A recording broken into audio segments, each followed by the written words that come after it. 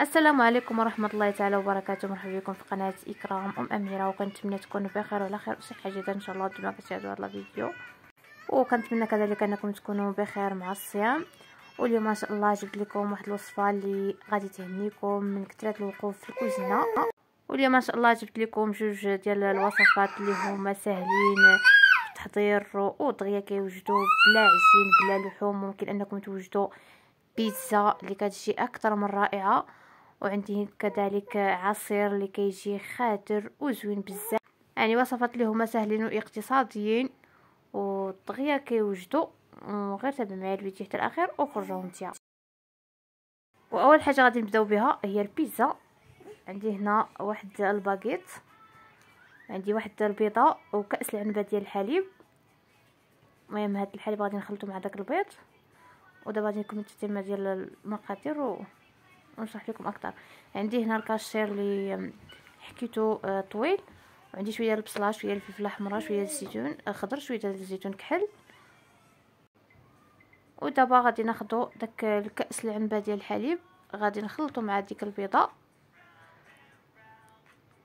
ثم غادي نضيفوا ليها شويه ديال الملحه وشويه ديال الابزار، ثم غادي نخلطوا هاد العناصر جيدا وغادي نخليهم على جنب.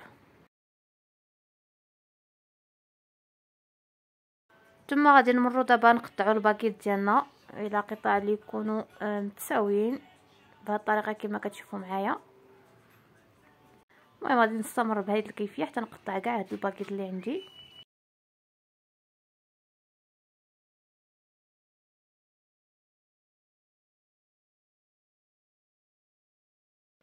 بعد ما قطعنا الباكيت ديالنا هنا كناخذ واحد اللاطه كما كتشوفوا معايا. خديت انا هاد الدائريه، المهم اي لاطه عندكم ديروا فيها هاد البيتزا ديالكم.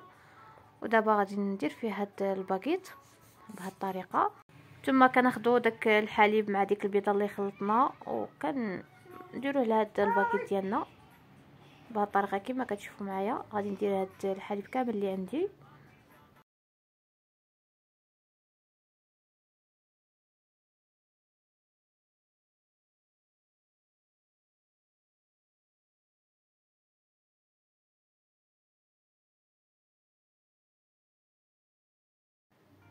بعد ما سقينا هاد الباكيت ديالنا بداك الحليب، دابا كناخذوا هاد صلصه الطماطم.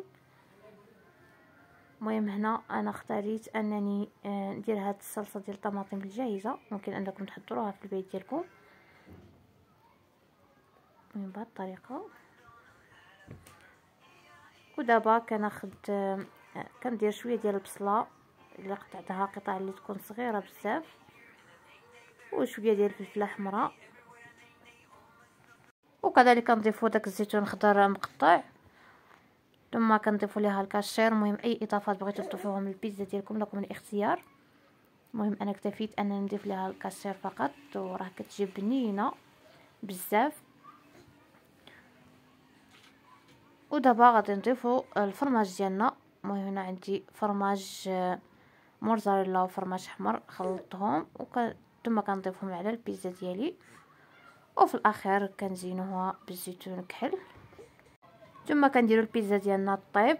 المهم الطيب ديال البيتزا عاديه كنديرها من فوق الطيب مزيان، ثم كنزلوها لتحت غير يذوب ليها داك الفرماج وصافي، وكتولي البيتزا ديالنا جاهزه. وغير جربوها اكيد ان شاء الله غادي تعجبكم، راه كتجي بنينه بزاف. وفي الاخير كندير ليها شويه ديال الزعتر من الفوق والزيت زيت العود.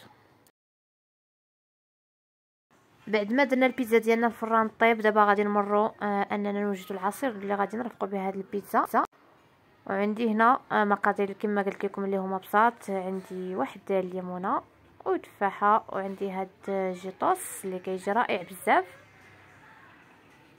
ودابا غادي ناخذوا الخلاط ديال العصير ديالنا، وكناخذوا كاس العصير ديالنا، ثم كناخذوا هاد الليمونه وكنقشروها وكنحيدوا هذيك القشره ديالها.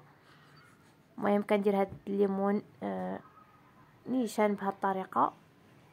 المهم هاد الليمون راه ديال الاكل ماشي ديال العصير، يعني ما فيه حتى زريعه، يعني ماشي حامض، يعني حلو. ودابا غادي نمروا للتفاح ديالنا، غادي نحيدوا ليه هذيك القشره حتى هو، وكنقطعوا الى قطع اللي تكون صغيره. وفي الاخير كناخذوا داك جيتوس ثم كنضيفوه بهذه الطريقه. كما قلت لكم عصير اللي هو اقتصادي وسهل التحضير دغيا كيوجد.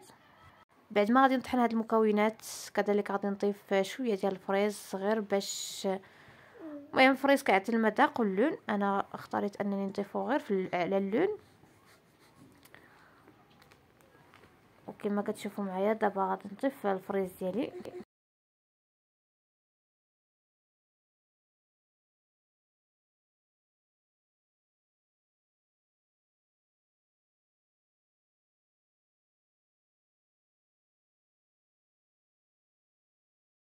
وهنا بعد ما طحنا العصير ديالنا ووجدناه دابا غادي ندير في هذه القرعه ثم غادي ندخل للثلاجه يبرد مزيان.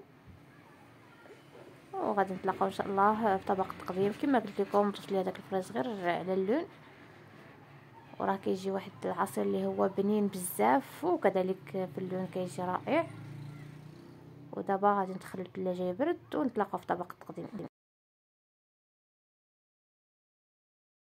وهذا هو الشكل النهائي ديال الاطباق ديالنا بعد ما طابت لنا البيتزا ديالنا. كما كتشوفوا كتجي واحد البيتزا اللي هي رائعه وكذلك العصير ديالنا كيجي خاتر ورائع بزاف.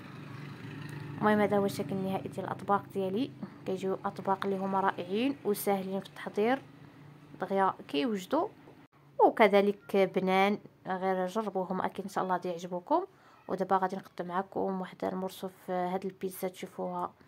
المهم النتيجه ديالها راه كما قلت لكم كتجي واحد البيتزا اللي هي رائعه خفيفه وكذلك بنينه وكتجي معلكه. واحد البيتزا اللي رائعه يعني بيتزا ديال اخر دقيقه انكم توجدوها وما كتكلفش يعني مكونات اللي هما بساط. غير جربوها وشاركوها مع العائله والاصدقاء ديالكم اكيد ان شاء الله غادي تعجبكم وغادي تولي معتمده عندكم. وإلا عجبتكم الوصفات ديالي ما تنساونيش من لايك الفيديو والاشتراك في القناه وكذلك واحد التعليق زوين. وكنتمنى ان الوصفات اللي كنقدم لكم ينالوا الاعجاب ديالكم. وراه حريصه انني دائما نشرح لكم وصفاتي يعني بابسط طرق باش انكم توجدوهم وتنجحوا فيهم من المره الاولى. وانا بلا ما نطول عليكم وصلنا لنهايه الفيديو. دمتم في رعايه الله وحفظه ومع السلامه.